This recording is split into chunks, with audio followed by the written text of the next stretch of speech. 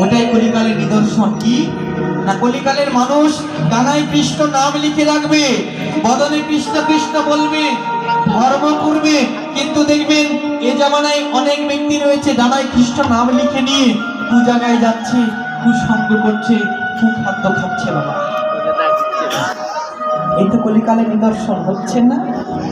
ডানায় কৃষ্ণ নাম লিখে নিয়ে ঘুরছে না? আমরা আপনাদের কারো কথা বলবো না, আমাদের জাতি কীর্তনিয়াদের কথাই বলছি। জামানায় বহু কীর্তনিয়া আছে বাবা, এই আমরা অনেক টাকা দিয়ে দূর দূরান্ত থেকে নিয়ে এসে কিছু কিছু এই জামানায় কীর্তনিয়া নেমেছে ধর্মের সার, ধর্মের নামে কিছু সার নেমেছে। রাজশাহী জেলার তানোর থানা কারো যদি আত্মীয় থেকে থাকে জিজ্ঞাসা করবেন, বাস্তব ঘটনা আমার জীবনে দেখা, এটা ভগবান ভাগবতের শেষে লিখে দিয়েছিল, সেটাই বাস্তব ঘটছে।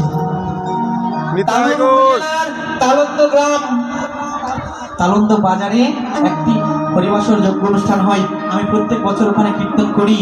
এমনকি বাবা ওই কীর্তনিয়া দাদাদেরকে সব আমাদের বাড়িতে ডেকে নিয়ে এসে প্রত্যেকটা গ্রামে গ্রামে আমি এবং আমার সহপারিষদ সমস্ত সকলেই প্রত্যেকটি গ্রামে আমরা কিন্তু ভিক্ষা করে দিই। এতটাই সম্পর্ক দাদাদের সঙ্গে, আমরা নিজে গিয়ে ভিক্ষা করে করে সেই যজ্ঞ অনুষ্ঠানের জন্য দিই বাবা।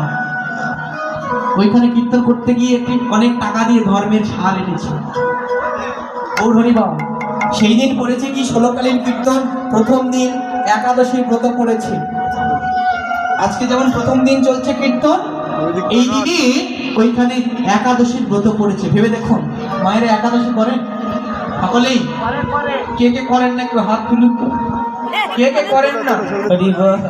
বুঝতে পারেনি মা, ভুল করে উঠে গিয়েছে নাকি?